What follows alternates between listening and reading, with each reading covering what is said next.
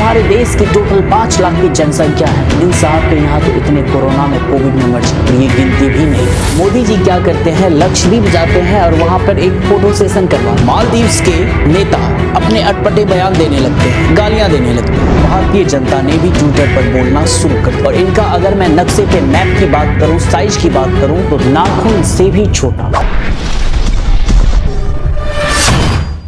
हमारे देश के प्रधानमंत्री नरेंद्र मोदी जी लक्षद्वीप जाकर के एक फोटो सेशन करवाते हैं, फोटो खिंचवाते हैं। फोटो सेशन करवाने के बाद पूरा देश में वो फोटो लोग इंटरनेट पे सर्च करने लगते हैं। इसी बीच मालदीव्स के नेता अपने अटपटे बयान देने लगते हैं, गालियां देने लगते हैं। उनको लगता है कि ये तो घर की बात है, लेकिन भारतीय जनता ने उसको हाथों हाथ लिया।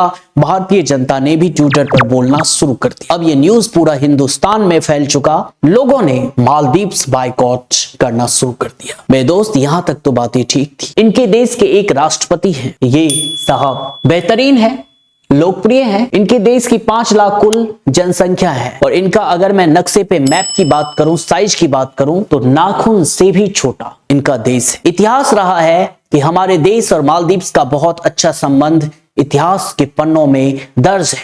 भारत ने हमेशा मालदीव की मदद ही की, लेकिन मालदीव्स ने ऐसा नहीं किया। अगर किसी देश की राष्ट्रपति किसी दूसरे देश के पैसों पे बनता है तो उनकी गुलामी करना तो तय है। ये मालदीव्स के राष्ट्रपति सबसे इनका पहला यात्रा होता है तुर्की का। ठीक है, कोई प्रॉब्लम नहीं, तुर्की हमारे अगेंस्ट है, पाकिस्तान का समर्थक है, चलेगा। यहीं पे ये साहब नहीं रुकते हैं।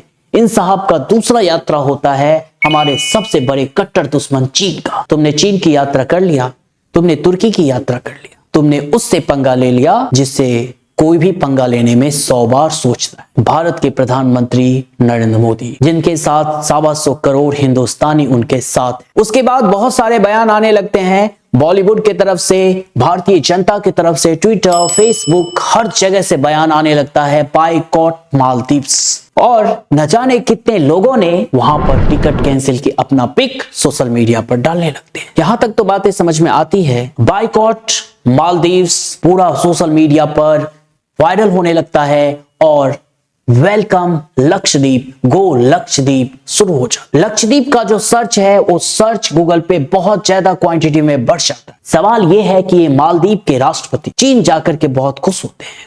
इनको लगता है कि चाइना इनका सम्मान कर रहा है, इतने देश के राष्ट्राध्यक्ष इनका वेलकम कर रहा है।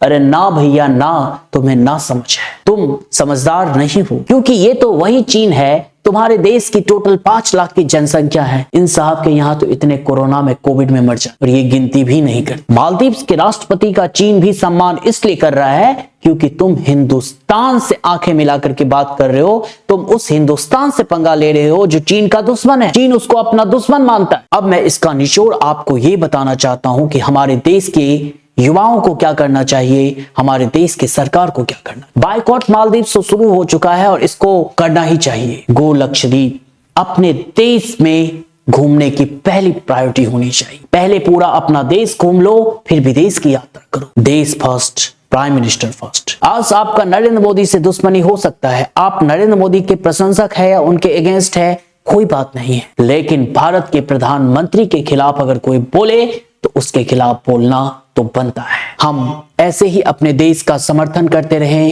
विकास करते रहे, देश का जीडीपी बढ़ाते रहे और देश का पैसा देश में ही रहना चाहिए। Wish you all the best. Thank you. जय हिंद।